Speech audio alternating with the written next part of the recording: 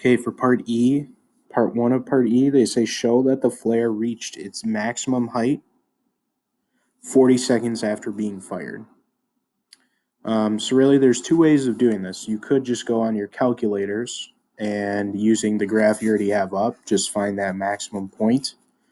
That would give you the time and the height the flare reaches its maximum. Or you could do it algebraically, because now that we know the derivative from part D, to show that the maximum height is 40, we could set the derivative equal to 0, because that's telling us that it's a maximum, because the slope of a tangent line at a maximum is 0, since it's a horizontal line. And then we just solve for t.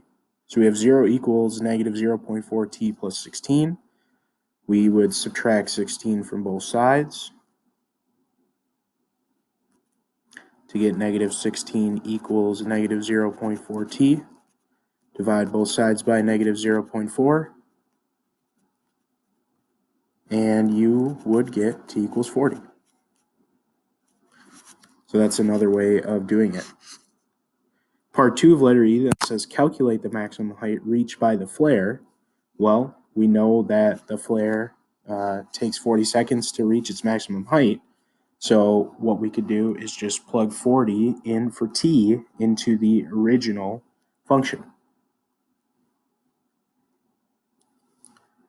Okay, so we would have negative 0.2 times 40 squared plus 16 times 40 plus 15, right?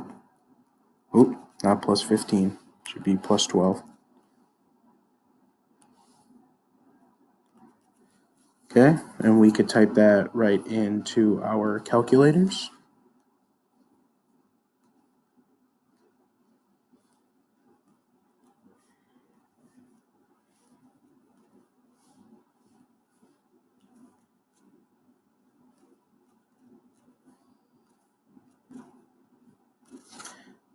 And there would be the maximum height, 332 meters.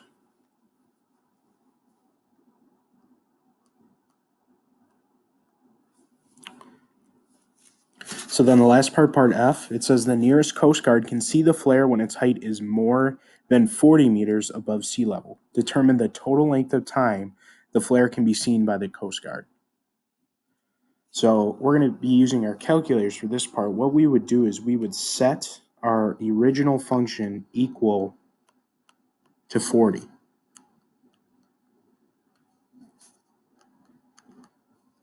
Okay, and then what we could do is going to our calculators, we can type those into y equals, so the original function in y1, 40 into y2. That way when we go to the graph, we can see both lines.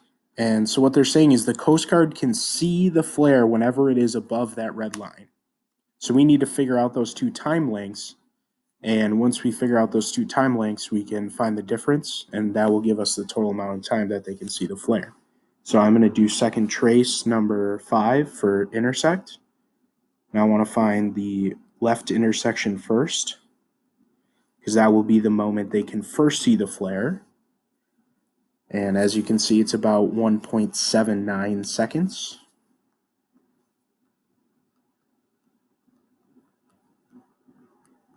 So after 1.79 seconds, the Coast Guard can see the flare. We then go back to the calculator and we do this again. But now we want to find the second intersection. So I need to move my cursor closer to that intersection point so it doesn't just give us the first one again. It's close enough. Hit enter 3 times. And it's about 78.2 seconds. All right, so 78.2. So then we just find the difference between those, and that gives us the total time. 78.2 minus 1.79, 76.4. And that'd be it.